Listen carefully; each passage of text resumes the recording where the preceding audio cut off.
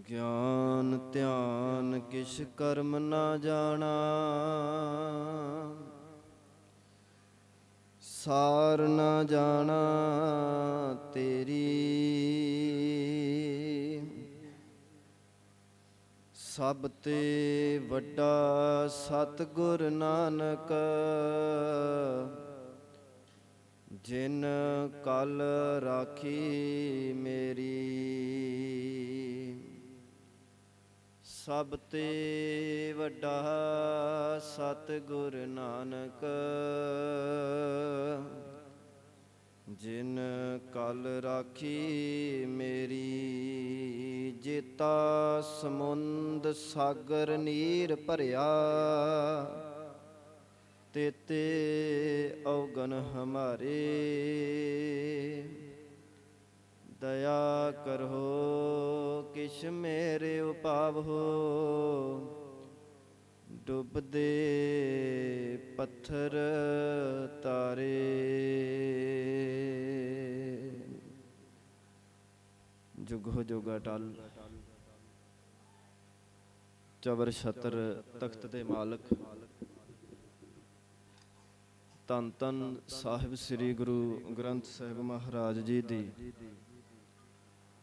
ਪਾਵਨ ਹਜ਼ੂਰੀ ਦੇ ਅੰਦਰ ਸੁਭਾਇਮਾਨ ਗੁਰੂ ਰੂਪ ਗੁਰੂ ਖਾਲਸਾ ਸਾਧ ਸੰਗਤ ਜੀਓ। ਜਾਹਰ ਪੀਰ ਜਗਤ ਗੁਰ ਬਾਬਾ ਧੰਨ ਧੰਨ ਸਾਹਿਬ ਸ੍ਰੀ ਗੁਰੂ ਨਾਨਕ ਸਾਹਿਬ ਮਹਾਰਾਜ ਜੀ ਦੇ ਪ੍ਰਕਾਸ਼ ਦਿਹਾੜੇ ਨੂੰ ਸਮਰਪਿਤ ਸਤਿਗੁਰਾਂ ਦੇ ਚਰਨਾਂ ਦਾ ਆਪਾਂ ਓਟ ਆਸਰਾ ਲੈ ਰਹੇ ਹਾਂ। ਦਾਸ ਤੋਂ ਪਹਿਲਾਂ ਆਪ ਜੀਆਂ ਨੇ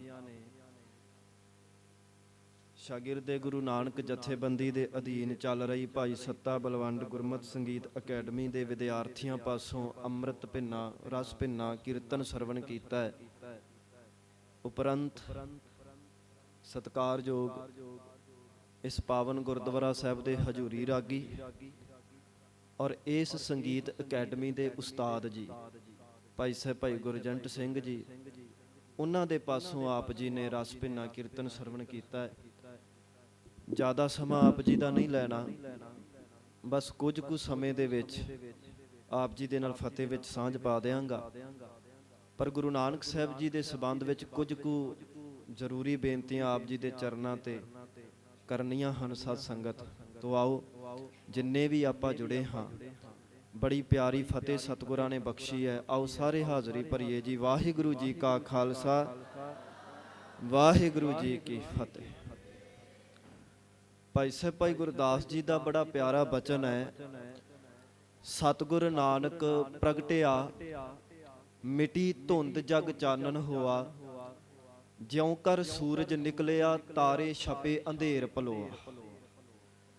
ਆਮ ਤੌਰ ਤੇ ਅਸੀਂ ਦੁਨੀਆ ਦੇ ਵਿੱਚ ਦੇਖਦੇ ਹਾਂ ਸਤ ਸੰਗਤ ਕਿ ਜਿੱਡਾ ਵੱਡਾ ਰੋਗ ਹੁੰਦਾ ਹੈ, ਉੱਡੇ ਵੱਡੇ ਡਾਕਟਰ ਦੀ ਜ਼ਰੂਰਤ ਪੈਂਦੀ ਹੈ।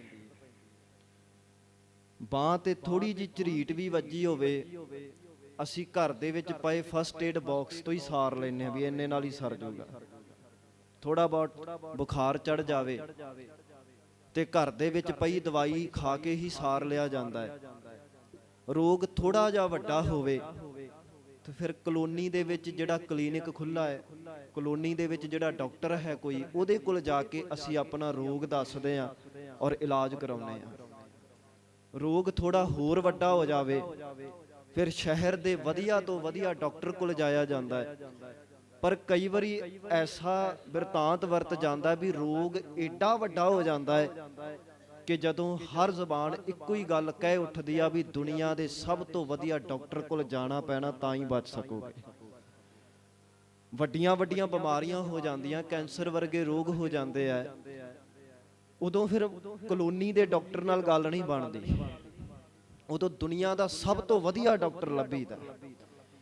ਇਸ ਪ੍ਰਕਾਰ ਵੱਖ-ਵੱਖ ਸਮਿਆਂ ਤੇ ਦੁਨੀਆ ਨੂੰ ਰੋਗ ਲੱਗੇ, ਭਾਵੇਂ ਵਕਾਰਾਂ ਰੂਪੀ ਹੋਣ, ਭਾਵੇਂ ਇੱਥੇ ਜ਼ੁਲਮ ਹੁੰਦੇ ਹੋਣ, ਭਾਵੇਂ ਧਰਮ ਪੰਖ ਕਰ ਉਡਰਿਆ ਵਾਲੀ ਗੱਲ ਬਣ ਗਈ ਹੋਵੇ, ਪਰ ਜਿੱਡੇ ਕੁ ਰੋਗ ਇਸ ਸਮਾਜ ਨੂੰ ਲੱਗੇ ਓਡੇ ਕੁ ਵੈਦ ਆਏ। ਪਰ ਇੱਕ ਆਹ ਵਾਲਾ ਸਮਾਂ ਐਸਾ ਆਇਆ ਜਦੋਂ ਇਹ ਦੁਨੀਆ ਇੰਨੀ ਭਾਰੀ ਵਿਪਤਾ ਵਿੱਚ ਪੈ ਗਈ ਕਿ ਗੁਰੂ ਨਾਨਕ ਸਾਹਿਬ ਜੀ ਨੂੰ ਆਪ ਇਸ ਧਰਤੀ ਤੇ ਆਉਣਾ ਪਿਆ। ਇਸ ਕਰਕੇ ਗੁਰੂ ਨਾਨਕ ਸਾਹਿਬ ਸਭ ਤੋਂ ਵੱਡੇ ਵੈਦ ਨੇ, ਸਭ ਤੋਂ ਵੱਡੇ ਡਾਕਟਰ ਨੇ। ਭਾਈ ਗੁਰਦਾਸ ਜੀ ਕਹਿੰਦੇ ਸਤਿਗੁਰ ਨਾਨਕ ਪ੍ਰਗਟਿਆ, ਮਿਟੀ ਧੁੰਦ ਜਗ ਚਾਨਣ ਹੋਆ। ਸਭ ਤੋਂ ਪਹਿਲੀ ਬੇਨਤੀ ਤਾਂ ਆਪ ਜੀ ਦੇ ਚਰਨਾਂ ਤੇ ਇਹ ਕਰਨੀ ਹੈ ਸਾਧ ਸੰਗਤ। ਥਾਵਾਂ ਥਾਵਾਂ ਤੇ ਸਮਾਗਮਾਂ ਤੇ ਜਾਈਦਾ ਹੈ, ਬੇਨਤੀ ਜ਼ਰੂਰ ਕਰਕੇ ਆਈਦੀ ਹੈ।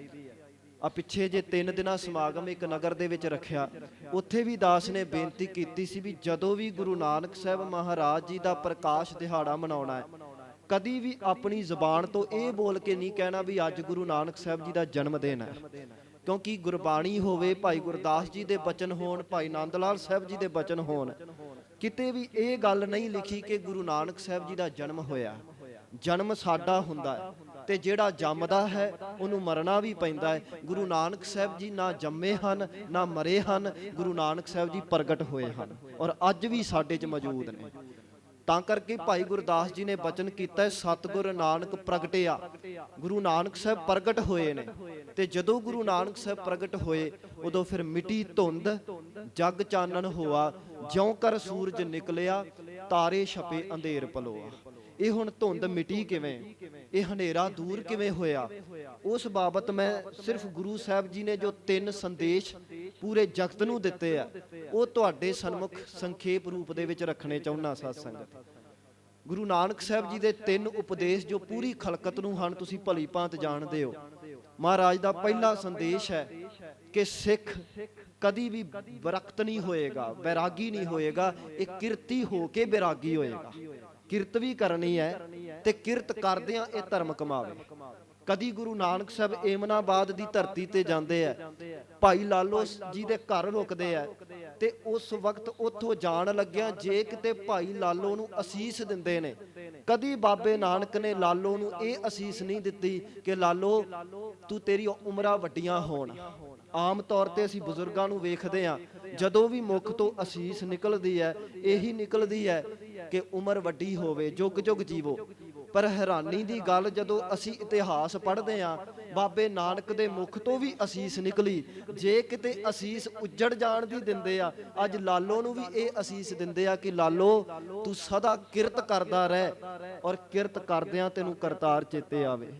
ਉਸ ਵਕਤ ਭਾਈ ਲਾਲੋ ਨੇ ਪੁੱਛਿਆ ਸੀ, ਮਹਾਰਾਜ ਅਸੀਸਾਂ ਬਹੁਤ ਸੁਣੀਆਂ, ਕੋਈ ਕਹਿੰਦਾ ਹੈ ਜੁਗ ਜੁਗ ਜੀਵੋ, ਕੋਈ ਕਹਿੰਦਾ ਹੈ ਉਮਰਾਂ ਵੱਡੀਆਂ ਹੋਣ, ਪਰ ਪਹਿਲੀ ਵਾਰ ਸੁਣ ਰਹੇ ਆ ਜਦੋਂ ਕੋਈ ਬਾਬਾ ਇਹ ਅਸੀਸ ਦੇ ਰਿਹਾ ਹੈ ਕਿ ਕਿਰਤ ਕਰਦੇ ਰਹੋ ਔਰ ਕਿਰਤ ਕਰਦਿਆਂ ਕਰਤਾਰ ਚੇਤੇ ਆਵੇ। ਤੇ ਉਸ ਵਕਤ ਗੁਰੂ ਨਾਨਕ ਸਾਹਿਬ ਨੇ ਜਵਾਬ ਦਿੱਤਾ, ਕਹਿਣ ਲੱਗੇ ਭਾਈ ਲਾਲੋ ਉਮਰਾਂ ਤਾਂ ਬੜਿਆਂ ਦੀਆਂ ਵੱਡੀਆਂ ਹੋਣਗੀਆਂ, ਅੱਜ ਸਿੱਧਾਂ ਵੱਲ ਵੇਖ ਲਓ, ਕਈ ਸੈਂਕੜੇ ਸਾਲ ਇਹ ਉਮਰਾਂ ਲਈ ਬੈਠੇ ਨੇ, ਪਰ ਇੰਨੀ ਉਮਰ ਲੈ ਕੇ ਵੀ ਜੇ ਕਿਸੇ ਨੂੰ ਮੰਗ ਕੇ ਹੀ ਖਾਣਾ ਪੈ ਰਿਹਾ ਹੈ, ਲਾਹਨਤ ਹੈ ਇਹੋ ਜੀ ਜ਼ਿੰਦਗੀ ਤੇ। ਮਨੁੱਖ ਉਹੀ ਹੁੰਦਾ ਹੈ ਜਿਹੜਾ ਆਪਣੇ ਹੱਕ ਦੀ ਖਾਂਦਾ ਹੈ। ਤਾਂ ਹੀ ਮਹਾਰਾਜ ਨੇ ਬਚਨ ਕੀਤਾ ਹੈ, ਗੁਰ ਪੀਰ ਸਦਾਏ ਮੰਗਣ ਜਾਏ, ਤਾਕੈ ਮੂਲ ਨਾ ਲੱਗੀਐ ਪਾਏ, ਘਾਲ ਖਾਏ ਕਿਛ ਹੱਥੋਂ ਦੇ, ਨਾਨਕ ਰਾਹ ਪਛਾਣੇ ਸੇ।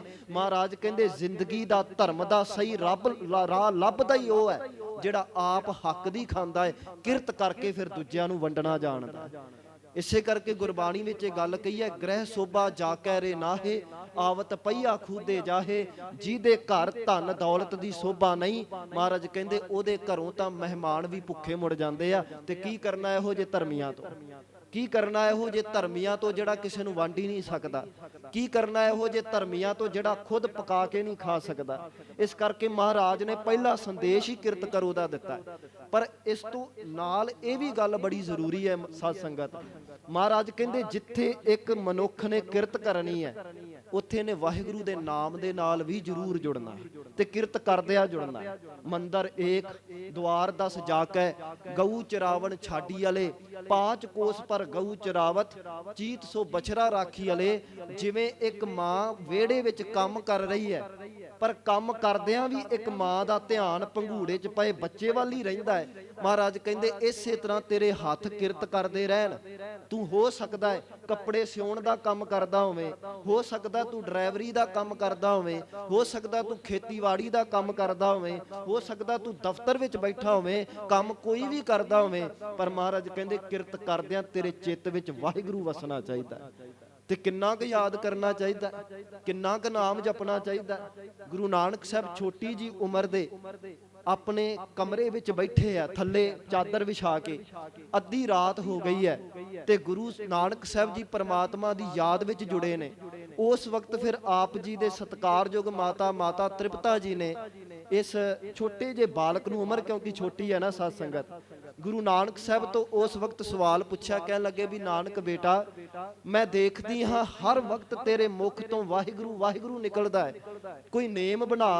ਹੁਣ ਅੱਧੀ ਰਾਤ ਹੋ ਗਈ ਹੈ, ਅੱਧੀ ਰਾਤ ਵੀ ਤੂੰ ਵਾਹਿਗੁਰੂ ਵਾਹਿਗੁਰੂ ਜਪ ਰਿਹਾ, ਅੱਧੀ ਰਾਤ ਵੀ ਤੂੰ ਨਾਮ ਵਿੱਚ ਜੁੜਿਆ, ਕੋਈ ਤਾਂ ਨੇਮ ਹੋਣਾ ਚਾਹੀਦਾ ਹੈ ਨਾ, ਕਿੰਨਾ ਕੁ ਜਪਣਾ ਚਾਹੀਦਾ ਹੈ। ਤੇ ਉਸ ਵਕਤ ਗੁਰੂ ਨਾਨਕ ਸਾਹਿਬ ਨੇ ਜਵਾਬ ਦਿੱਤਾ। ਕਹਿਣ ਲੱਗੇ ਮਾਤਾ, ਆਖਾਂ ਜੀਵਾਂ ਵਿਸਰੈ ਮਰ ਜਾਓ। ਮਾਤਾ ਜੀ ਤੁਸੀਂ ਕਹਿੰਦੇ ਹੋ ਕਿੰਨਾ ਕੁ ਜਪਣਾ ਚਾਹੀਦਾ। ਜਲ ਸੈ ਨਿਕਾਸ ਮੀਨ ਰਾਖੀਐ ਪਟੰਬਰ ਮੈਂ, ਬਿਨ ਜਲ ਤਲਫ ਤਜਤ ਪ੍ਰਿਯ ਪ੍ਰਾਨ ਹੈ। ਬਣ ਸੇ ਪਕਰ ਪੰਛੀ ਪਿੰਜਰੀ ਮੈਂ ਰਾਖੀਐ, ਤੋ ਬਿਨ ਬਨ ਮਨ ਉਨ ਮਨੋ ਉਨਮਾਨ ਹੈ। ਭਾਮਨੀ ਪਧਾਰ ਬਿਸ਼ਰਤ ਅਤ ਸ਼ੀਨ ਦੀਨ, ਬਿਲਖ ਬਦਨ ਤਾਹੇ ਭਵਨ ਭਿਆਨ ਹੈ। ਤੈਸੇ ਗੁਰ ਸਿੱਖ ਬਿਸ਼ਰਤ ਸਾਧ ਸੰਗਤ ਸੈ, ਜੀਵਨ ਜਤਨ ਬਿਨ ਸੰਗਤ ਨਾ ਆਣ ਹੈ। ਹੁਣ ਤੁਸੀਂ ਪੁੱਛਦੇ ਹੋ ਜਪਣਾ ਕਿੰਨਾ ਕੁ ਹੈ। ਮਹਾਰਾਜ ਕਹਿੰਦੇ ਮੱਛੀ ਦਾ ਜੀਵਨ ਹੈ ਪਾਣੀ, ਤੇ ਜੇ ਕੋਈ ਮੱਛੀ ਨੂੰ ਪੁੱਛੇ ਵੀ ਪਾਣੀ ਕਿੰਨਾ ਕੁ ਚਾਹੀਦਾ, ਸਾਡਾ ਜੀਵਨ ਹੈ ਸਾਡੇ ਸਵਾਸ, ਤੇ ਜੇ ਕੋਈ ਸਾਨੂੰ ਆ ਕੇ ਪੁੱਛੇ ਸਾਹ ਕਿੰਨੇ ਕੁ ਲੈਣੇ ਚਾਹੀਦੇ ਆ, ਤੇ ਕੋਈ ਇਹੀ ਜਵਾਬ ਦੇਵੇਗਾ ਕਿ ਭਲਿਆ ਪੁੱਛਦਾ ਹੈ ਸਾਹ ਕਿੰਨੇ ਕੁ ਲੈਣੇ ਚਾਹੀਦੇ ਆ, ਸਾਹ ਚੱਲਦਾ ਏ ਤੇ ਜ਼ਿੰਦਗੀ ਹੈ, ਸਾਹ ਚੱਲਦਾ ਏ ਤੇ ਜਿਉਂਦੇ ਆ। ਮੱਛੀ ਨੂੰ ਪਾਣੀ ਕਿੰਨਾ ਕੁ ਚਾਹੀਦਾ ਹੈ, ਪਾਣੀ ਹੈ ਤੇ ਮੱਛੀ ਜਿਉਂਦੀ ਹੈ। ਸਿੱਖ ਦਾ ਇਹੋ ਜਿਹਾ ਜੀਵਨ ਹੋਵੇ ਕਿ ਗੁਰੂ ਦੀ ਯਾਦ ਹੈ ਤੇ ਸਮਝੇ ਮੈਂ ਅੰਦਰੋਂ ਜਿਉਂਦਾ। ਨਹੀਂ ਤੇ ਮਾਫ ਕਰ ਦਿਓ, ਕਈਆਂ ਦੀਆਂ ਉਮਰਾਂ ਬੜੀਆਂ ਵੱਡੀਆਂ ਵੱਡੀਆਂ ਹੋ ਗਈਆਂ, ਪਰ ਜੇ ਕਿਤੇ ਅੰਦਰੋਂ ਵਾਹਿਗੁਰੂ ਦੀ ਯਾਦ ਨਹੀਂ ਆਈ, ਉਹਨਾਂ ਦੇ ਸਵਾਸ ਚੱਲ ਰਹੇ ਨੇ ਪਰ ਅੰਦਰੋਂ ਮਰਿਆ ਹੀ ਹੋਇਆ। ਤਾਂ ਹੀ ਕਰਕੇ ਸਾਡੇ ਵੱਡੇ ਸਿਆਣੇ ਗੱਲ ਕਹਿੰਦੇ ਰਹੇ ਕਿ ਸਰੀਰ ਦਾ ਮਰਨਾ ਮੌਤ ਨਹੀਂ ਹੁੰਦਾ, ਜ਼ਮੀਰ ਦਾ ਮਰ ਜਾਣਾ ਯਕੀਨਨ ਮੌਤ ਹੁੰਦਾ। ਇਸ ਕਰਕੇ ਸਾਧ ਸੰਗਤ ਇਹ ਮੈਂ ਬੇਨਤੀ ਕਰਕੇ ਬਸ ਮੈਂ ਹੁਣ ਫਤਿਹ ਵੱਲ ਬਣਾਉਣ ਵਾਲੇ ਪਾਸੇ ਆਉਣਾ ਹੈ। ਬੜੀ ਜ਼ਰੂਰੀ ਹੈ, ਤੁਹਾਡੇ ਚਰਨਾਂ ਤੇ ਬੇਨਤੀ ਕਰਨੀ ਚਾਹੁੰਦਾ ਹੈ ਸਾਧ ਸੰਗਤ। ਗੁਰੂ ਗੋਬਿੰਦ ਸਿੰਘ ਮਹਾਰਾਜ ਜੀ ਨੇ ਬੜੇ ਪਿਆਰੇ ਬਚਨ ਵਰਤੇ ਆ। ਕਹਿੰਦੇ ਨੇ ਬਾਬੇ ਕੇ ਬਾਬਰ ਕੇ ਦੂ, ਆਪ ਕੀਏ ਪਰਮੇਸ਼ਰ ਸੋ। ਜੋ ਬਾਬੇ ਕੇ ਦਾਮ ਨਾ ਦੈ ਹੈ, ਬਾਬਰ ਕੇ ਨਿਜ ਬਲ ਸੇ ਲੈ ਹੈ। ਕਹਿੰਦੇ ਵੀ ਇਹ ਸਮਾਂ ਪ੍ਰਮਾਤਮਾ ਨੇ ਦਿੱਤਾ, ਧਨ ਦੌਲਤ ਵੀ ਪ੍ਰਮਾਤਮਾ ਨੇ ਦਿੱਤਾ ਹੈ। ਜੇ ਅਸੀਂ ਗੁਰੂ ਦਾ ਬਣਦਾ ਦਸਵੰਧ ਗੁਰੂ ਨੂੰ ਆਪ ਨਹੀਂ ਕੱਢਾਂਗੇ ਤੇ ਫਿਰ ਦਵਾਈਆਂ ਤੇ ਹੋਰ ਚੀਜ਼ਾਂ ਸਾਡੇ ਤੋਂ ਮਾਇਆ ਉਨੀ ਖੋ ਕੇ ਲੈ ਜਾਂਦੀਆਂ ਨੇ। ਇਸੇ ਤਰ੍ਹਾਂ ਸਮੇਂ ਦੀ ਗੱਲ ਹੈ ਸਾਧ ਸੰਗਤ, ਜੇ ਅਸੀਂ ਬਣਦਾ ਸਮਾਂ ਗੁਰੂ ਵਾਸਤੇ ਨਹੀਂ ਕੱਢਾਂਗੇ, ਅੰਮ੍ਰਿਤ ਵੇਲਾ ਤਾਂ ਕੱਢੀਏ ਸਾਧ ਸੰਗਤ, ਸੰਧਿਆ ਵੇਲਾ ਤਾਂ ਕੱਢੀਏ ਨਾ, ਸੌਣ ਤੋਂ ਪਹਿਲਾਂ ਕੀਰਤਨ ਸੋਹਲਾ ਤਾਂ ਕਰੀਏ। ਜੇ ਅਸੀਂ ਬਣਦਾ ਸਮਾਂ ਗੁਰੂ ਲਈ ਨਹੀਂ ਕੱਢਾਂਗੇ ਤੇ ਯਾਦ ਰੱਖਿਓ ਉਹੀ ਸਮਾਂ ਫਿਰ ਲੜਾਈਆਂ ਝਗੜਿਆਂ 'ਚ ਹੀ ਨਿਕਲਦਾ ਹੁੰਦਾ, ਉਹੀ ਸਮਾਂ ਫਿਰ ਡਾਕਟਰ ਦੇ ਕਲੀਨਿਕ 'ਚ ਹੀ ਨਿਕਲਦਾ ਹੁੰਦਾ। ਜੇ ਚਾਹੁੰਦੇ ਹੋ ਕਿ ਸਾਡਾ ਸਮਾਂ ਡਾਕਟਰ ਦੇ ਮੈਡੀਕਲ ਸਟੋਰ ਵਿੱਚ ਵਿਅਰਥ ਨਾ ਜਾਵੇ, ਜੇ ਚਾਹੁੰਦੇ ਹੋ ਕਿ ਸਾਡਾ ਸਮਾਂ ਲੜਾਈਆਂ ਝਗੜਿਆਂ 'ਚ ਵਿਅਰਥ ਨਾ ਜਾਵੇ, ਜੇ ਚਾਹੁੰਦੇ ਹੋ ਕਿ ਸਾਡਾ ਸਮਾਂ ਹੋਰ ਬੇਫਾਲਤੂ ਨਾ ਜਾਵੇ, ਤੇ ਮੈਂ ਬੇਨਤੀ ਕਰਾਂਗਾ ਆਪਣਾ ਸਮਾਂ ਗੁਰੂ ਲਈ ਕੱਢਣਾ ਸ਼ੁਰੂ ਕਰ ਦਿਓ। ਬਾਕੀ ਸਮਿਆਂ 'ਚੋਂ ਗੁਰੂ ਤੁਹਾਨੂੰ ਆਪ ਬਚਾ ਲਵੇਗਾ, ਔਖੇ ਰਾਹਾਂ ਤੋਂ ਗੁਰੂ ਤੁਹਾਨੂੰ ਆਪ ਬਚਾਵੇਗਾ ਸਾਧ ਸੰਗਤ। ਇਸ ਕਰਕੇ ਗੁਰੂ ਨਾਲ ਜੁੜਨਾ ਬੜਾ ਜ਼ਰੂਰੀ ਹੈ। ਮੈਂ ਮਾਫੀ ਮੰਗ ਕੇ ਬੇਨਤੀ ਕਰਾਂ, ਇੱਥੇ ਹੋਰ ਕੁਝ ਵੀ ਚੱਲਦਾ ਹੋਵੇ, ਔਰ ਮੈਂ ਅਕਸਰ ਦੇਖਦਾ ਬੀਬੀਆਂ ਤੇ ਅਕਸਰ ਕਿਰਪਾ ਹੀ ਹੁੰਦੀ, ਜਿੱਥੇ ਵੀ ਅਸੀਂ ਜਾਂਦੇ ਆ ਨਾ। ਆ ਪਿੱਛੇ ਜੇ ਇੱਕ ਨਗਰ ਦੇ ਵਿੱਚ ਕਰਨ ਗਏ ਅਸੀਂ ਸਮਾਗਮ, ਬੀਬੀਆਂ ਦਾ ਪੰਡਾਲ ਅਕਸਰ ਹੀ ਭਰਿਆ ਹੁੰਦਾ। ਕੀ ਗੱਲ, ਗੁਰੂ ਨਾਨਕ ਦੀਆਂ ਖੁਸ਼ੀਆਂ ਇਕੱਲੇ ਬੀਬੀਆਂ ਨਹੀਂ ਲੈਣੀਆਂ? ਇਹ ਸਾਡਾ, ਇਹ ਤੁਸੀਂ ਚਲੋ ਆਏ ਹੋ ਮੁਬਾਰਕ ਹੈ, ਪਰ ਆਪਣੇ ਨਾਲ ਦੋਸਤਾਂ ਮਿੱਤਰਾਂ ਨੂੰ ਵੀ ਪ੍ਰੇਰ ਕੇ ਲਿਆਇਆ ਕਰੋ, ਆਖਿਆ ਕਰੋ ਕਿ ਅਸੀਂ ਵੀ ਗੁਰੂ ਨਾਨਕ ਦੀ ਬਖਸ਼ਿਸ਼ ਲੈਣੀ ਹੈ। ਕਿਉਂਕਿ ਤੁਸੀਂ ਦੇਖੋ ਸਾਧ ਸੰਗਤ, ਤੁਸੀਂ ਸਾਰੇ ਮਾਤਾ ਪਿਤਾ ਬੈਠੇ ਹੋ, ਬੱਚਿਆਂ ਵਾਲੇ ਬੈਠੇ ਹੋ, ਤੁਸੀਂ ਬੱਚਿਆਂ ਲਈ ਉਦਮ ਕਰਦੇ ਹੋ, ਤੁਸੀਂ ਬੱਚਿਆਂ ਲਈ ਮਿਹਨਤ ਕਰਦੇ ਹੋ, ਤੁਸੀਂ ਬੱਚਿਆਂ ਲਈ ਕੁਰਬਾਨੀਆਂ ਕਰਦੇ ਹੋ। ਪਰ ਅਕਸਰ ਦੇਖਣ ਨੂੰ ਮਿਲਦਾ ਹੈ ਕਿ ਜਦੋਂ ਕੋਈ ਮਾਤਾ ਪਿਤਾ ਆਪਣੇ ਬੱਚਿਆਂ ਲਈ ਕੁਰਬਾਨੀ ਕਰੇ, ਕਿਸੇ ਇੱਕ ਦਿਨ ਵੀ ਭੁੱਖਾ ਰਹਿਣਾ ਪੈ ਜਾਵੇ ਤੇ ਅੱਗੋਂ ਬੱਚਾ ਬੇਕਦਰੀ ਕਰ ਦਵੇ, ਬੱਚਾ ਆਪਣੇ ਮਾਤਾ ਪਿਤਾ ਨੂੰ ਸੁਣੇ ਨਾ, ਤੇ ਅਕਸਰ ਮਾਤਾ ਪਿਤਾ ਦੀ ਜ਼ੁਬਾਨ ਤੋਂ ਨਿਕਲ ਹੀ ਆਉਂਦਾ ਹੈ ਕਿ ਤੇਰੇ ਵਾਸਤੇ ਭੁੱਖੇ ਰਹਿ ਕੇ ਦਿਨ ਲੰਘਾਏ ਅਸੀਂ, ਤੇ ਤੂੰ ਇੰਨੀ ਵੀ ਕਦਰ ਨਹੀਂ ਕਰ ਸਕਦਾ। ਇੱਕ ਦਿਨ ਵੀ ਭੁੱਖਾ ਰਹਿਣਾ ਪੈ ਜਾਵੇ ਤੇ ਸਾਰੀ ਜ਼ਿੰਦਗੀ ਸਾਡੇ ਮੁਖ ਤੋਂ ਇਹੀ ਗੱਲ ਰਹਿੰਦੀ ਹੈ ਕਿ ਤੇਰੇ ਲਈ ਕੀ ਨਹੀਂ ਕੀਤਾ, ਹੁਣ ਤੂੰ ਸਾਡੀ ਕਦਰ ਕਿਉਂ ਨਹੀਂ ਕਰਦਾ। ਯਾਦ ਰੱਖਿਓ, ਗੁਰੂ ਨਾਨਕ ਸਾਹਿਬ ਸਾਡੇ ਲਈ ਇੱਕ ਦਿਨ ਭੁੱਖਾ ਨਹੀਂ ਰਹੇ, 2 ਦਿਨ ਭੁੱਖੇ ਨਹੀਂ ਰਹੇ, ਹਫਤਾ ਭੁੱਖੇ ਨਹੀਂ ਰਹੇ। ਗੁਰੂ ਨਾਨਕ ਸਾਹਿਬ ਨੇ ਸਾਰੀ ਦੀ ਸਾਰੀ ਜ਼ਿੰਦਗੀ ਸਾਡੇ ਵਾਸਤੇ ਲਾ ਦਿੱਤੀ ਤੇ ਹੁਣ ਸਾਡਾ ਕਿੰਨਾ ਕੁ ਫਰਜ਼ ਬਣਦਾ ਗੁਰੂ ਦੀ ਕਦਰ ਕਰਨ ਵਾਸਤੇ। ਗੁਰੂ ਨਾਨਕ ਸਾਹਿਬ ਚਾਹੁੰਦੇ ਆਪਣੇ ਬੱਚੇ ਪਾਲ ਸਕਦੇ ਸੀ, ਗੁਰੂ ਨਾਨਕ ਸਾਹਿਬ ਚਾਹੁੰਦੇ ਆਪਣੇ ਪਰਿਵਾਰ ਵਿੱਚ ਸਾਡੇ ਵਾਂਗੂ ਰਹਿ ਸਕਦੇ ਸੀ। ਕੀ ਲੋੜ ਪਈ, ਗੁਰੂ ਨਾਨਕ ਸਾਹਿਬ ਆਪਣੇ ਬਾਲ ਬੱਚੇ ਛੱਡ ਕੇ ਨਿਕਲੇ ਆ ਇਹਨਾਂ ਬੱਚਿਆਂ ਕਰਕੇ। ਤਾਂ ਹੀ ਗੁਰੂ ਗੋਬਿੰਦ ਸਿੰਘ ਮਹਾਰਾਜ ਜੀ ਨੇ ਵੀ ਆਪਣੇ 4 ਵਾਰ ਕੇ ਇਹ ਗੱਲ ਕਹੀ ਸੀ ਨਾ, ਕੀ ਹੋਇਆ ਮੇਰੇ 4 ਪੁੱਤਰ ਕੁਰਬਾਨ ਹੋ ਗਏ ਪਰ ਇਹ ਮੇਰਾ ਖਾਲਸਾ ਪੁੱਤਰ ਜਿਉਂਦਾ ਹੈ। ਜਦੋਂ ਤੱਕ ਇਹ ਜਿਉਂਦਾ ਹੈ ਮੈਨੂੰ ਇਹਨਾਂ 4 ਦੀ ਵੀ ਫਿਕਰ ਨਹੀਂ ਹੈਗੀ। ਇਨ ਪੁੱਤਰਨ ਕੇ ਸੀਸ ਪਰ ਵਾਰ ਦੀਏ ਸੁਤ 4, 4 ਮੂਏ ਤੋਂ ਕਿਆ ਹੁਆ ਜੀਵਤ ਕਈ ਹਜ਼ਾਰ। ਗੁਰੂ ਨਾਨਕ ਸਾਹਿਬ ਨੇ ਵੀ ਬੋਲ ਕੇ ਆਖਿਆ। ਕਦੀ ਮਾਤਾ ਸੁਲੱਖਣੀ ਜੀ ਕਹਿੰਦੇ ਆ ਕਿ ਇਹ ਪਤੀ ਦੇਵ ਤੁਹਾਡੇ ਆਪਣੇ ਵੀ ਬੱਚੇ ਨੇ, ਤੁਹਾਡੇ ਆਪਣਾ ਵੀ ਪਰਿਵਾਰ ਹੈ, ਆਪਣੇ ਪਰਿਵਾਰ ਲਈ ਸਮਾਂ ਕਿਉਂ ਨਹੀਂ। ਤੇ ਗੁਰੂ ਨਾਨਕ ਸਾਹਿਬ ਨੇ ਜਵਾਬ ਦਿੱਤਾ ਸੀ ਕਿ ਜਿਹਦਾ ਪਰਿਵਾਰ ਏਡਾ ਵੱਡਾ ਹੋਵੇ ਉੱਥੇ ਫਿਰ ਕੇਵਲ 2 ਲਾਲਾਂ ਲਈ ਸਮੇਂ ਨਹੀਂ ਕੱਢੇ ਜਾਂਦੇ ਹੁੰਦੇ। ਗੁਰੂ ਨਾਨਕ ਸਾਹਿਬ ਨੇ ਕੇਵਲ ਆਪਣੇ 2 ਬੱਚਿਆਂ ਨੂੰ ਪਰਿਵਾਰ ਨਹੀਂ ਸਮਝਿਆ ਸਾਧ ਸੰਗਤ, ਪੂਰੇ ਜਗਤ ਨੂੰ ਪਰਿਵਾਰ ਸਮਝਿਆ। ਇਸੇ ਕਰਕੇ ਤਾਂ ਉਹਨਾਂ ਲਈ ਸ਼ਬਦ ਵਰਤਿਆ ਗਿਆ ਹੈ, ਜਾਹਰ ਪੀਰ ਜਗਤ ਗੁਰ ਬਾਬਾ। ਅਕਸਰ ਅਸੀਂ ਇੱਕ ਉਦਾਹਰਨ ਲੈਨੇ ਹੁੰਨੇ ਆ, ਇੱਕ ਪਿਤਾ ਆਪਣੇ ਬੱਚੇ ਨੂੰ 10,000 ਖਰਚ ਕੇ ਵੀ ਕੋਈ ਚੀਜ਼ ਲੈ ਦਵੇ, ਮੋਬਾਈਲ ਲੈ ਕੇ ਦੇ ਦਿੱਤਾ ਤੇ ਬੱਚਾ ਉਹ ਮੋਬਾਈਲ ਚਲਾ ਕੇ ਮਾਰੇ ਤੇ ਅਕਸਰ ਸਿਆਣਾ ਕਹਿ ਦਿੰਦਾ ਹੈ ਕਿ ਤੇਰੇ ਵਾਸਤੇ ਤੇਰੇ ਪਿਤਾ ਨੇ 10,000 ਖਰਚਿਆ, ਤੇਰਾ ਫਰਜ਼ ਨਹੀਂ ਬਣਦਾ ਕਦਰ ਕਰਨ ਦਾ। ਥੋੜਾ ਜਿਹਾ ਵੀ ਖਰਚ ਦਈਏ, 500 1000 ਵੀ ਖਰਚ ਦਈਏ ਤੇ ਸਾਡੇ ਮੁਖ ਤੋਂ ਤਾਨੇ ਨਿਕਲਦੇ ਨੇ ਕਿ ਤੇਰਾ ਫਰਜ਼ ਬਣਦਾ ਸਾਡੀ ਕਦਰ ਕਰਨ ਦਾ। ਗੁਰੂ ਨਾਨਕ ਸਾਹਿਬ ਜੀ ਨੇ, ਗੁਰੂ ਗੋਬਿੰਦ ਸਿੰਘ ਮਹਾਰਾਜ ਜੀ ਨੇ, ਸਾਡੇ ਗੁਰੂ ਸਾਹਿਬਾਨਾਂ ਨੇ ਸਾਡੇ ਵਾਸਤੇ ਕੋਈ ਕੇਵਲ 10,000 ਨਹੀਂ ਖਰਚਿਆ, ਕੇਵਲ 15,000 ਨਹੀਂ ਖਰਚਿਆ। ਗੁਰੂ ਨਾਨਕ ਸਾਹਿਬ ਨੇ ਸਾਰੀ ਦੀ ਸਾਰੀ ਜ਼ਿੰਦਗੀ ਖਰਚ ਦਿੱਤੀ, ਗੁਰੂ ਗੋਬਿੰਦ ਸਿੰਘ ਜੀ ਨੇ ਸਾਰੇ ਦਾ ਸਾਰਾ ਪਰਿਵਾਰ ਖਰਚ ਦਿੱਤਾ। ਹੁਣ ਅਸੀਂ ਅਹਿਸਾਸ ਕਰੀਏ ਕਿ ਸਾਡਾ ਕਿੰਨਾ ਕੁ ਫਰਜ਼ ਬਣਦਾ। ਜੇ ਗੁਰੂ ਨਾਨਕ ਸਾਹਿਬ ਸਾਰੀ ਜ਼ਿੰਦਗੀ ਸਾਡੇ ਲਈ ਕੱਢ ਸਕਦੇ ਆ ਤਾਂ ਆਪਾਂ ਵੀ ਆਪਣੇ ਨਾਲ ਦੇ ਭੈਣਾਂ ਭਰਾਵਾਂ ਨੂੰ ਪ੍ਰੇਰਿਤ ਕਰਿਆ ਕਰੀਏ। ਜੇ ਗੁਰੂ ਨਾਨਕ ਸਾਹਿਬ ਸਾਰੀ ਜ਼ਿੰਦਗੀ ਸਾਡੇ ਲਈ ਕੱਢ ਸਕਦੇ ਆ ਤੇ ਘੱਟੋ ਘੱਟ ਸਾਲ ਬਾਅਦ ਦਿਹਾੜਾ ਅਸੀਂ ਗੁਰੂ ਸਾਹਿਬ ਦਾ ਮਨਾਉਂਦੇ ਆ, ਇੰਨਾ ਸਮਾਂ ਤਾਂ ਅਸੀਂ ਕੱਢ ਹੀ ਸਕਦੇ ਆ ਸਾਧ ਸੰਗਤ। ਇਸ ਕਰਕੇ ਇਹ ਮੇਰੀ ਬੇਨਤੀ ਜ਼ਰੂਰ ਪ੍ਰਵਾਨ ਕਰਿਓ। ਮਹਾਰਾਜ ਕਹਿੰਦੇ ਆਖਾ ਜੀਵਾ ਵਿਸਰੈ ਮਰ ਜਾਓ। ਭਾਈ ਗੁਰਦਾਸ ਜੀ ਨੇ ਬੜੇ ਪਿਆਰੇ ਬਚਨ ਕੀਤੇ ਹੈ, ਕਹਿੰਦੇ ਜਲ ਸੈ ਨਿਕਾਸ ਮੀਨ ਰਾਖੀ ਹੈ ਪਟੰਬਰ ਮੈਂ। ਅਸੀਂ ਦੇਖੋ ਹਰ ਚੀਜ਼ ਵਾਸਤੇ ਸਮਾਂ ਕੱਢ ਲੈਨੇ ਆ, ਧਨ ਦੌਲਤ ਵਾਸਤੇ ਸਮਾਂ ਹੈ, ਪਰਿਵਾਰ ਵਾਸਤੇ ਸਮਾਂ ਹੈ, ਜੇ ਸਮਾਂ ਨਹੀਂ ਤੇ ਇੱਕ ਗੁਰੂ ਵਾਸਤੇ ਨਹੀਂ। ਗੁਰੂ ਸਾਹਿਬ, ਗੁਰੂ ਨਾਨਕ ਸਾਹਿਬ ਦਾ ਹੀ ਬਚਨ ਹੈ, ਕਹਿੰਦੇ ਦੇਖੋ ਸਾਰੀ ਜ਼ਿੰਦਗੀ ਮਨੁੱਖ ਕੀ ਕਰਦਾ ਰਹਿ ਜਾਂਦਾ। ਪਹਿਲੇ ਪਿਆਰ ਲੱਗਾ ਥਣ ਦੁੱਧ, ਦੂਜੇ ਮਾਏ ਬਾਪ ਕੀ ਸੁੱਧ, ਤੀਜੇ ਭਈਆ ਭਾਬੀ ਬੇਬ, ਚੌਥੇ ਪਿਆਰ ਉਪੰਨੀ ਖੇਡ, ਪੰਜਵੇਂ ਖਾਣ ਪੀਣ ਕੀ ਧਾਤ, ਛੇਵੇਂ ਕਾਮ ਨਾ ਪੁੱਛੇ ਜਾਤ, ਸਤਵੇਂ ਸਾਂਝ ਕੀਆ ਘਰ ਵਾਸ, ਅਠਵੇਂ ਕ੍ਰੋਧ ਹੁਆ ਤਨ ਨਾਸ, ਨਾਵੇਂ ਧੌਲੇ ਉੱਬੇ ਸਾਹ, ਦਸਵਾਂ ਦੱਦਾ ਹੁਆ ਸੁਆ। ਮਨੁੱਖ ਦਾ ਜਨਮ ਹੋਇਆ, ਇਹਦੇ ਚਿੱਤ ਵਿੱਚ ਮਾਤਾ ਦਾ ਦੁੱਧ ਵਸਿਆ। ਮਨੁੱਖ ਵੱਡਾ ਹੋਇਆ, ਚਿੱਤ ਵਿੱਚ ਮਾਤਾ ਪਿਤਾ ਵਸ ਗਏ। ਉਸ ਤੋਂ ਵੱਡਾ ਹੋਇਆ, ਇਹਨੂੰ ਆਪਣੇ ਭੈਣ ਤੇ ਭਰਾਵਾਂ ਦੇ ਨਾਲ ਮੋਹ ਪੈ ਗਿਆ।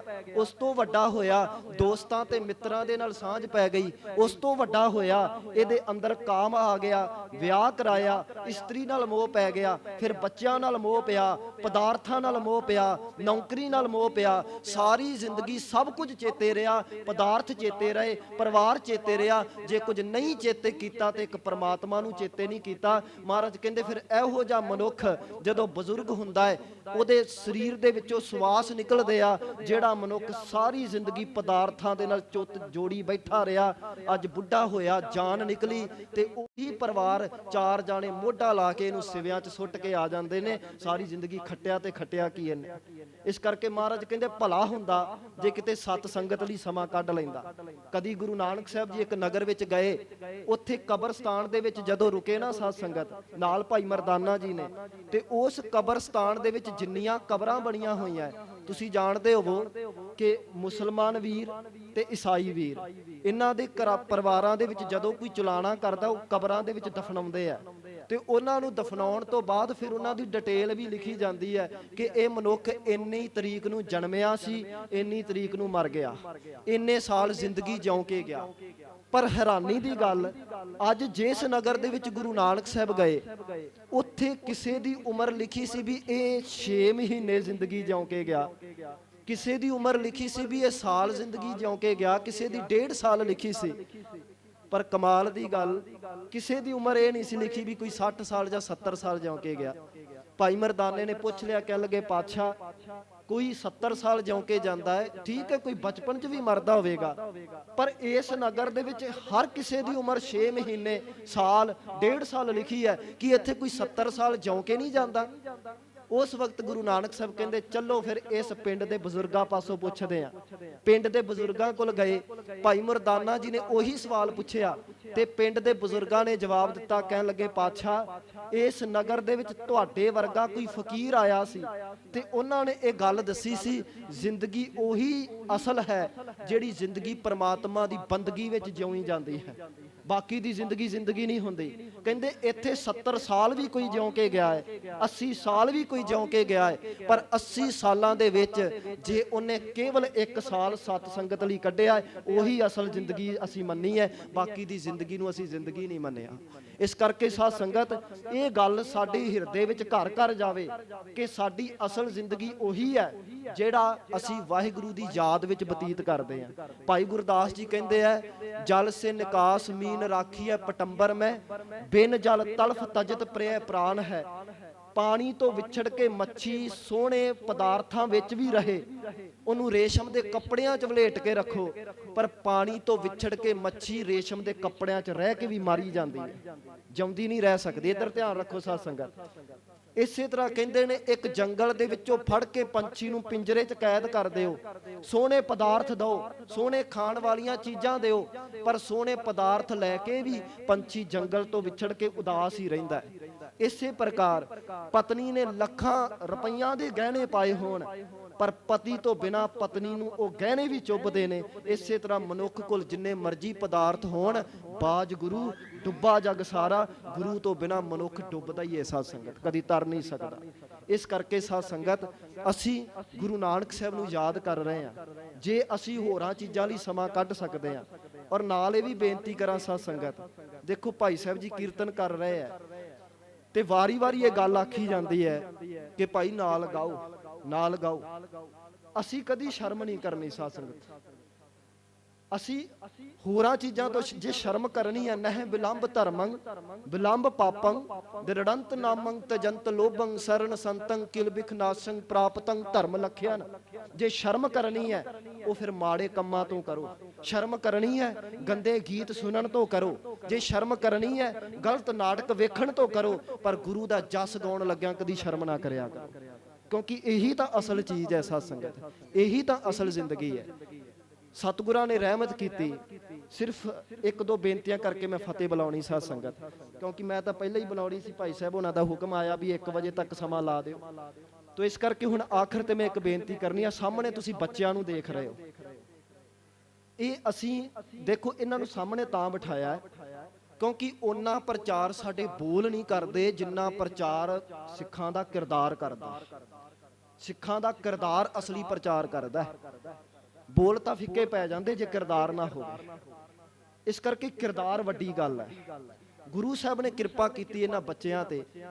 2014 ਦੇ ਵਿੱਚ ਇਹ ਸੰਸਥਾ ਆਰੰਭ ਹੋਈ, ਸ਼ਾਗਿਰਦੇ ਗੁਰੂ ਨਾਨਕ। ਸਤਿਗੁਰਾਂ ਨੇ ਰਹਿਮਤ ਕੀਤੀ। ਇਹ ਜਿੰਨੇ ਵੀ ਜਥੇ ਦੇ ਵੀਰ ਨੇ, ਅਕਾਲ ਤਖਤ ਸਾਹਿਬ ਦੀ ਧਰਤੀ ਤੇ ਅਕਾਲ ਤਖਤ ਸਾਹਿਬ ਦੇ ਸਾਹਮਣੇ ਖਲੋ ਕੇ 5 ਪਿਆਰਿਆਂ ਤੋਂ ਇਹ ਅਰਦਾਸ ਕਰਾਈ ਕਿ ਪਾਤਸ਼ਾਹ ਆਪ ਜੀ ਦੀ ਸੇਵਾ ਵਿੱਚ ਹਾਜ਼ਰ ਹੋਣਾ ਹੈ। ਫਿਰ ਉੱਥੋਂ ਇਹ ਸੰਸਥਾ ਆਰੰਭ ਹੋਈ, ਸ਼ਾਗਿਰਦੇ ਗੁਰੂ ਨਾਨਕ। ਪਿਛਲੇ 8 ਸਾਲਾਂ ਤੋਂ ਇਹ ਸੰਸਥਾ ਵੱਖ-ਵੱਖ ਖੇਤਰਾਂ ਦੇ ਵਿੱਚ ਸੇਵਾ ਕਰ ਰਹੀ ਹੈ। ਉਹਦੇ ਵਿੱਚ ਭਾਵੇਂ ਬੱਚਿਆਂ ਨੂੰ ਕੀਰਤਨ ਸਿਖਾਉਣਾ ਹੋਵੇ, 2017 ਦੇ ਵਿੱਚ ਭਾਈ ਸੱਤਾ ਬਲਵੰਡ ਗੁਰਮਤਿ ਸੰਗੀਤ ਅਕੈਡਮੀ ਦਾ ਨਾਮ ਦੇ ਕੇ ਪਿੰਡ ਲੱਧੂ ਵਾਲੇ ਉਤਾੜ ਦੇ ਵਿੱਚ ਇਹ ਅਕੈਡਮੀ ਖੋਲੀ ਗਈ। ਇਹ ਬੱਚੇ ਉੱਥੇ ਕੀਰਤਨ ਸਿੱਖਦੇ ਆ ਤੇ ਗੁਰੂ ਸਾਹਿਬ ਨੇ ਬੜੀ ਰਹਿਮਤ ਕੀਤੀ ਕਿ ਸਾਨੂੰ ਗੁਰਮੁਖ ਪਿਆਰਿਆਂ ਦਾ ਮੇਲ ਵੀ ਕਰਾਇਆ। ਹੁਣ ਜੇ ਅਕਾਲ ਤਖਤ ਸਾਹਿਬ ਤੋਂ ਇਹ ਜਥੇਬੰਦੀ ਦਾ ਆਰੰਭ ਹੋਇਆ ਹੋਵੇ ਤੇ ਫਿਰ ਗੁਰਮੁਖ ਪਿਆਰਿਆਂ ਦਾ ਮੇਲ ਕਰਾ ਕੇ ਇਹਨਾਂ ਸੇਵਾਵਾਂ ਦੇ ਵਿੱਚ ਵਾਧਾ ਕਰਾਉਣ ਦਾ ਵੀ ਫਰਜ਼ ਫਿਰ ਗੁਰੂ ਦਾ ਹੀ ਬਣ ਜਾਂਦਾ ਸੀ। ਸਾਨੂੰ ਮਹਾਰਾਜ ਨੇ ਸੰਗਤ ਕਰਾਈ ਭਾਈ ਗੁਰਜੰਟ ਸਿੰਘ ਜੀ ਦੀ। ਇਹ ਸਾਨੂੰ ਕੀਰਤਨ ਦੇ ਉਸਤਾਦ ਰੂਪ ਦੇ ਵਿੱਚ ਮਿਲੇ। ਪਿਛਲੇ 5 ਸਾਲਾਂ ਤੋਂ ਭਾਈ ਗੁਰਜੰਟ ਸਿੰਘ ਜੀ ਪਿੰਡ ਲੱਧੂਵਾਲਾ ਉਤਾੜ ਵਿਖੇ ਵੀ ਇਹਨਾਂ ਬੱਚਿਆਂ ਨੂੰ ਕੀਰਤਨ ਸਿਖਾ ਰਹੇ ਆ। ਫਿਰ ਸਤਿਗੁਰਾਂ ਨੇ ਇਹ ਫੁਰਨਾ ਪਾਇਆ ਕਿ ਜਿੱਥੇ ਪਿੰਡ ਲੱਧੂਵਾਲਾ ਉਤਾੜ ਵਿੱਚ ਕੀਰਤਨ ਅਕੈਡਮੀ ਚੱਲਦੀ ਹੈ, ਇਹ ਥਾਵਾਂ ਥਾਵਾਂ ਤੇ ਚੱਲਣੀ ਚਾਹੀਦੀ ਹੈ। ਕਿਉਂਕਿ ਭਾਈ ਗੁਰਦਾਸ ਜੀ ਨੇ ਗੱਲ ਕਹੀ ਹੈ ਨਾ, ਗੁਰੂ ਨਾਨਕ ਸਾਹਿਬ ਦਾ ਇਹ ਸਿਧਾਂਤ ਹੈ ਕਿ ਘਰ ਘਰ ਅੰਦਰ ਧਰਮਸਾਲ ਹੋਵੇ ਕੀਰਤਨ ਸਦਾ ਵਸੂਆ। ਘਰ ਘਰ ਵਿੱਚ ਧਰਮਸ਼ਾਲਾ ਹੋਣੀ ਚਾਹੀਦੀ ਹੈ। ਘਰ ਘਰ ਵਿੱਚੋਂ ਰਬਾਬ ਛਿੜੇ, ਘਰ ਘਰ ਵਿੱਚੋਂ ਤਨਾਸਰੀ ਰਾਗ ਛਿੜੇ, ਘਰ ਘਰ ਵਿੱਚੋਂ ਬਿਲਾਵਲ ਦੀਆਂ ਤਾਰਾਂ ਛਿੜਨੀਆਂ ਚਾਹੀਦੀਆਂ, ਘਰ ਘਰ ਵਿੱਚੋਂ ਗੁਰੂ ਦਾ ਜਸ ਹੋਣਾ ਚਾਹੀਦਾ। ਇਸੇ ਪ੍ਰੋਜੈਕਟ ਨੂੰ ਲੈ ਕੇ ਫਿਰ ਇਹ ਮਹਾਰਾਜ ਨੇ ਕਿਰਪਾ ਕੀਤੀ ਵੀ ਹੁਣ ਥਾਵਾਂ ਥਾਵਾਂ ਤੇ ਅਕੈਡਮੀ ਖੋਲ੍ਹਣੀ ਹੈ। ਉਸੇ ਅਧੀਨ ਫਿਰ ਭਾਈ ਗੁਰਕਮਲਪ੍ਰੀਤ ਸਿੰਘ ਜੀ ਇੱਥੇ ਬਿਰਾਜਮਾਨ ਨੇ, ਉਹਨਾਂ ਨੇ ਉਦਮ ਕੀਤਾ ਕਿ ਇਸ ਪਿੰਡ ਵਾਹਿਗੁਰੂ ਇਸ ਨਗਰ ਜਲਾਲਾਬਾਦ ਦੇ ਵਿੱਚ ਵੀ ਆ ਪਿਛਲੇ ਇੱਕ ਮਹੀਨੇ ਦੇ ਵਿੱਚ ਇਸ ਅਕੈਡਮੀ ਦੀ ਅਗਲੀ ਬ੍ਰਾਂਚ ਜਿਹੜੀ ਇੱਥੇ ਵੀ ਖੋਲੀ ਗਈ। ਸਾਡੀ ਪਲੈਨਿੰਗ ਸਭ ਹੀ ਹੋਰ ਥਾਵਾਂ ਤੇ ਵੀ ਖੋਲਣੀ ਹੈ। ਕੋਟਕਪੂਰੇ ਦੇ ਕੋਲ ਪਿੰਡ ਖਾਰਾ ਹੈ, ਉੱਥੇ ਵੀ ਅਕੈਡਮੀ ਖੁੱਲਣੀ ਹੈ। ਫਿਰੋਜ਼ਪੁਰ ਵਿੱਚ ਖੋਲਣ ਦੀ ਪਲੈਨਿੰਗ ਹੈ। ਪਾਤੜਾ ਪਟਿਆਲੇ ਦੇ ਕੋਲ ਉੱਥੇ ਖੋਲਣ ਦੀ ਪਲੈਨਿੰਗ ਆ। ਇੱਥੋਂ ਤੱਕ ਗੱਲ ਚੱਲ ਰਹੀ ਹੈ ਸਾਡੇ ਕੁਝ ਵੀਰਾਂ ਭੈਣਾਂ ਕੈਨੇਡਾ ਤੇ ਆਸਟ੍ਰੇਲੀਆ ਵਿੱਚ ਬੈਠੇ ਆ, ਉੱਥੇ ਵੀ ਅਕੈਡਮੀ ਖੋਲਣ ਦੀ ਪਲੈਨਿੰਗ ਆ। ਸਤਿਗੁਰੂ ਰਹਿਮਤ ਕਰਨਗੇ। ਇਹ ਮੈਂ ਬੇਨਤੀਆਂ ਤਾਂ ਕਰ ਰਿਹਾ ਜਿੱਥੇ ਅਸੀਂ ਮਹਾਰਾਜ ਇਹ ਸੇਵਾ ਸੰਗੀਤ ਦੇ ਵਿੱਚ ਗੁਰਮਤ ਸੰਗੀਤ ਵਿੱਚ ਲੈ ਰਹੇ ਆ, ਉਹਦੇ ਨਾਲ ਨਾਲ ਲੋੜਵੰਦਾਂ ਦੀ ਸੇਵਾ ਵਿੱਚ ਵੀ ਮਹਾਰਾਜ ਆਪ ਹੀ ਕਿਰਪਾ ਕਰਕੇ ਸੇਵਾਵਾਂ ਲੈਂਦੇ ਇਸ ਜਥੇਬੰਦੀ ਤੋਂ।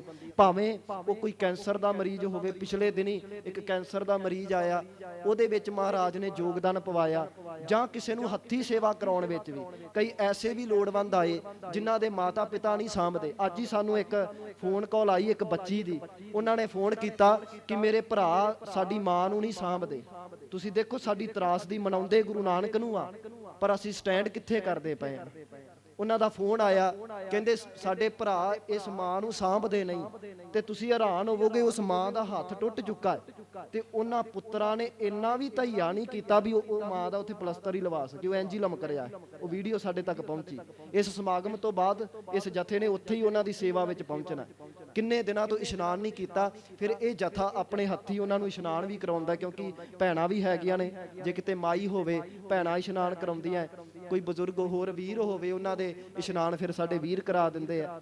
ਤੋ ਇਸ ਪ੍ਰਕਾਰ ਦੀਆਂ ਸੇਵਾ ਫਿਰ ਨਾਲ ਗਤਕਾ ਅਕੈਡਮੀ ਚੱਲਦੀ ਹੈ, ਜਿਹਦੇ ਵਿੱਚ ਬੱਚਿਆਂ ਨੇ ਗਤਕਾ ਵੀ ਸਿੱਖਿਆ ਹੈ। ਉਹਦੇ ਤੇ ਨਾਲੋਂ ਇਹ ਗੁਰਬਾਣੀ ਦੀ ਸੰਥਿਆ ਵੀ ਕਰਦੇ ਆ। ਤੋ ਇਹ ਸੇਵਾਵਾਂ ਮਹਾਰਾਜ ਆਪ ਲੈ ਰਹੇ ਆ। ਇਹ ਮੈਂ ਬੇਨਤੀਆਂ ਤਾਂ ਕੀਤੀਆਂ ਸਾਧ ਸੰਗਤ। ਇੱਕ ਤਾਂ ਉਸਤਾਦ ਜੀ ਭਾਈ ਗੁਰਜੰਟ ਸਿੰਘ ਜੀ ਤਾਂ ਸੇਵਾ ਨਿਭਾ ਹੀ ਰਹੇ ਆ, ਇਸ ਜਥੇ ਤੋਂ ਗੁਰੂ ਸਾਹਿਬ ਜੀ ਸੇਵਾ ਲੈ ਹੀ ਰਹੇ ਆ, ਪਰ ਸਾਡਾ ਵੀ ਇੱਕ ਫਰਜ਼ ਬਣਦਾ। ਇੱਕ ਤਾਂ ਅਸੀਂ ਖੂਹ ਦੇ ਕੋਲ ਜਾਣਾ, ਦੂਜਾ ਖੂਹ ਚੱਲ ਕੇ ਇੱਥੇ ਆਪ ਆਇਆ ਹੋਵੇ ਤੇ ਫਿਰ ਇੰਨਾ ਕੁ ਤਾਂ ਉਦਮ ਕਰਨਾ ਹੀ ਪੈਣਾ ਨਾ, ਵੀ ਬੁੱਕ ਤਾਂ ਅੱਗੇ ਕਰਨੀ ਪੈਣੀ ਆ ਨਾ। ਇੱਥੇ ਜਲਾਲਾਬਾਦ ਦੇ ਵਿੱਚ ਮੇਰੇ ਖਿਆਲ ਹਜੇ 8 ਤੋਂ 10 ਬੱਚਿਆਂ ਨੇ ਐਡਮਿਸ਼ਨ ਲਈ ਹੈ। ਇਸ ਕਰਕੇ ਆਪਾਂ ਸਾਰੇ ਆਪਣੇ ਬੱਚਿਆਂ ਨੂੰ ਭੇਜੋ। ਜ਼ਰੂਰੀ ਨਹੀਂ ਕੋਈ ਅੰਮ੍ਰਿਤਧਾਰੀ ਹੋਵੇ ਤਾਂ ਹੀ ਭੇਜਣਾ, ਜ਼ਰੂਰੀ ਨਹੀਂ ਕੋਈ ਕੇਸਾਧਾਰੀ ਹੋਵੇ ਤਾਂ ਹੀ ਭੇਜਣਾ। ਕੋਈ ਵੀ ਹੋਵੇ, ਭਾਵੇਂ ਕੇਸ ਕਤਲ ਨੇ, ਕਿਉਂਕਿ ਇਹਨਾਂ ਬੱਚਿਆਂ ਨੇ ਆਪਣੇ ਪਹਿਲਾਂ ਇਹ ਵੀ ਕਈ ਐਵੇਂ ਦੇ ਸੀ ਜਿਨ੍ਹਾਂ ਦੇ ਕੇਸ ਕਤਲ ਸੀ, ਪਰ ਮਹਾਰਾਜ ਨੇ ਕਿਰਪਾ ਕੀਤੀ। ਅੱਜ ਇਹਨਾਂ ਤੇ ਬਖਸ਼ਿਸ਼ ਹੈ, ਤੁਹਾਡੇ ਸਾਹਮਣੇ ਬਾਣੇ ਵਿੱਚ ਬੈਠੇ ਆ ਤੇ ਇੰਨੀ ਮਹਾਰਾਜ ਦੀ ਕਿਰਪਾ ਹੋਈ ਕਿ ਜਿਨ੍ਹਾਂ ਦੇ ਕਦੀ ਕੇਸ ਕਤਲ ਹੋਇਆ ਕਰਦੇ ਸੀ ਅੱਜ ਦਮਾਲੇ ਸਜਾ ਕੇ ਬੈਠੇ ਆ। ਪਿਛਲੇ ਦਿਨੀ ਇੱਥੇ ਹੀ ਇੱਕ ਕੰਪੀਟੀਸ਼ਨ ਹੋਇਆ ਸੀ, ਉਹ ਉੱਥੇ ਗੁਰਦੁਆਰਾ ਸਾਹਿਬ ਤੁਹਾਨੂੰ ਪਤਾ ਹੋਵੇ, ਇਸੇ ਅਕੈਡਮੀ ਦੀ ਹੀ ਬੱਚੀ ਉੱਥੇ ਜਾਪ ਕਰਾ ਰਹੀ ਸੀ ਤੇ ਇਸ ਨਗਰ ਦੀ ਇੱਕ ਜਲਾਲਾਬਾਦ ਦੀ ਇੱਕ ਬੱਚੀ ਉੱਠ ਕੇ ਕਹਿੰਦੀ ਹੈ ਕਿ ਵੀਰ ਜੀ ਮੈਂ ਇਸ ਭੈਣ ਵਰਗੀ ਬਣਨਾ, ਇਹਨਾਂ ਵਰਗੇ ਬਣਨਾ। ਇਹਦਾ ਮਤਲਬ ਸਾਡੇ ਬੱਚੇ ਸੁਪਨਾ ਲੈ ਰਹੇ ਆ ਵੀ ਅਸੀਂ ਇਹਨਾਂ ਵਰਗੇ ਬਣਨਾ। ਹੁਣ ਅਸੀਂ ਭੇਜਣ ਦੀ ਖੇਚਲ ਕਰਨੀ ਹੈ ਸਾਧ ਸੰਗਤ। ਤੋ ਭਾਈ ਗੁਰਕਮਲਪ੍ਰੀਤ ਸਿੰਘ ਬੈਠੇ ਜੇ ਇੱਥੇ ਬੈਠੇ, ਮੈਂ ਉਹਨਾਂ ਨੂੰ ਬੇਨਤੀ ਕਰਾਂਗਾ ਖੜੇ ਹੋ ਕੇ ਸੰਗਤ ਨੂੰ ਫਤਿਹ ਬੁਲਾ ਲੈਣ। ਤੁਸੀਂ ਉਹਨਾਂ ਤੱਕ ਅਪਰੋਚ ਕਰਨੀ ਹੈ, ਆਪਣੇ ਬੱਚਿਆਂ ਦੀ ਐਡਮਿਸ਼ਨ ਕਰਾਉਣੀ ਹੈ। ਠੀਕ ਹੈ ਜੀ। ਇਹਨਾਂ ਦਾ ਬਾਹਰ ਫਲੈਕਸ ਵੀ ਲੱਗਾ ਹੈ, ਇਹਨਾਂ ਦਾ ਨੰਬਰ ਵੀ ਬਕਾਇਦਾ ਦਿੱਤਾ ਹੋਇਆ, ਭਾਈ ਗੁਰਜੰਟ ਸਿੰਘ ਜੀ ਦਾ ਨੰਬਰ ਦਿੱਤਾ ਹੋਇਆ। ਤੁਸੀਂ ਇਹਨਾਂ ਨੂੰ ਕੰਟੈਕਟ ਕਰਕੇ ਬੱਚਿਆਂ ਦੀ ਐਡਮਿਸ਼ਨ ਕਰਾਉਣੀ ਹੈ। ਜੇ ਕੋਈ ਕੀਰਤਨ ਵੀ ਨਹੀਂ ਸਿੱਖਣਾ ਚਾਹੁੰਦਾ, ਹੋਰ ਕੋਈ ਸਿੱਖਿਆ ਲੈਣੀ ਚਾਹੁੰਦਾ ਹੈ, ਉਹਦੀ ਸਿੱਖਿਆ ਵੀ ਫਿਰ ਦਿੱਤੀ ਜਾਂਦੀ ਹੈ ਸਾਧ ਸੰਗਤ। ਤੇ ਤੁਸੀਂ ਕੁਝ ਵੀ ਸਿੱਖਣਾ ਚਾਹੁੰਦੇ ਹੋ, ਭਾਵੇਂ ਕਥਾ, ਕਿਉਂਕਿ ਬੱਚੇ ਕਥਾ ਵੀ ਸਿੱਖਦੇ ਆ, ਕੀਰਤਨ ਸਿੱਖਣਾ ਚਾਹੁੰਦੇ ਹੋ, ਕਥਾ ਸਿੱਖਣਾ ਚਾਹੁੰਦੇ ਹੋ, ਗਤਕਾ ਸਿੱਖਣਾ ਚਾਹੁੰਦੇ ਹੋ, ਜਾਂ ਸਾਡੇ ਨਗਰ ਦੇ ਵਿੱਚ ਆਸ-ਪਾਸ ਕੋਈ ਲੋੜਵੰਦ ਮਿਲ ਜਾਂਦਾ ਹੈ ਜਿਹਦੀ ਕੋਈ ਸੰਭਾਲ ਨਹੀਂ ਕਰ ਰਿਹਾ, ਤਾਂ ਵੀ ਤੁਸੀਂ ਅਪਰੋਚ ਕਰ ਸਕਦੇ ਹੋ। ਤੋ ਇਸ ਕਰਕੇ ਬੇਨਤੀ ਹੈ ਸਾਧ ਸੰਗਤ, ਸਾਡਾ ਇੰਨਾ ਕੀ ਯੋਗਦਾਨ ਹੋਵੇ ਕਿ ਅਸੀਂ ਆਪਣੇ ਬੱਚਿਆਂ ਨੂੰ ਭੇਜੀਏ ਤਾਂ ਕਿ ਉਹ ਵੀ ਬੱਚੇ ਫਿਰ ਗੁਰੂ ਦੀ ਸਿੱਖਿਆ ਨਾਲ ਜੁੜ ਸਕਣ। ਇਹ ਬੱਚੇ, ਜੇ ਅਸੀਂ ਚਾਹੁੰਦੇ ਸਾਡੇ ਬੱਚੇ ਨਸ਼ਿਆਂ ਜਾਂ ਗਲਤ ਆਦਤਾਂ ਵਿੱਚ ਸਮਾਂ ਨਾ ਬਿਤਾਉਣ, ਤਾਂ ਫਿਰ ਸਾਨੂੰ ਗੁਰੂ ਘਰ ਨਾਲ ਜੋੜਨਾ ਹੀ ਪੈਣਾ ਹੈ। ਕਿਉਂਕਿ ਇਹਨਾਂ 'ਚ ਇੱਕ ਬੱਚਾ ਬੈਠਾ ਨਾ, ਬੱਚਿਆਂ ਨੂੰ ਸਿਖਾਇਆ ਗਿਆ, ਕਿਉਂਕਿ ਅਸੀਂ ਉਸ ਨਗਰ ਦੇ ਵਿੱਚ ਰਹਿਣ ਵਾਲੇ ਆ ਜਿਹੜਾ ਅੱਧਾ ਨਗਰ ਚਿੱਟਾ ਖਾਂਦਾ ਹੀ ਨਹੀਂ, ਚਿੱਟਾ ਵੇਚਦਾ ਵੀ ਹੈ। ਪਰ ਗੁਰੂ ਸਾਹਿਬ ਨੇ ਕਿਰਪਾ ਕੀਤੀ ਹੈ, ਬੱਚੇ ਗੁਰਮਤ ਨਾਲ ਜੁੜੇ ਤੇ ਇਹਨਾਂ ਬੱਚਿਆਂ ਨੂੰ ਸਿਖਾਇਆ ਗਿਆ ਹੈ ਕਿ ਨਸ਼ਾ ਕਰਨਾ ਤਾਂ ਦੂਰ ਦੀ ਗੱਲ, ਨਸ਼ੇ ਦੀ ਪੁੜੀ ਵੀ ਦਿਖ ਜਾਵੇ ਨਾ, ਸਾਈਡ ਤੋਂ ਲੰਘ ਜਾਣਾ, ਉੱਪਰੋਂ ਦੀ ਨਹੀਂ ਲੰਘਣਾ। ਤੇ ਤੁਸੀਂ ਕਿਰਪਾ ਵੇਖੋ ਕੀਤੀ। ਇੱਕ ਵਾਰੀ ਦਾਸ ਇਹਨਾਂ ਨੂੰ ਲੈਕਚਰ ਕਰ ਰਿਹਾ ਸੀ ਖੜ ਕੇ ਖੁੱਲੇ ਮੈਦਾਨ 'ਚ, ਪਿੱਛੇ ਹੋ ਰਿਹਾ ਤੇ ਦਾਸ ਨੂੰ ਪਤਾ ਨਹੀਂ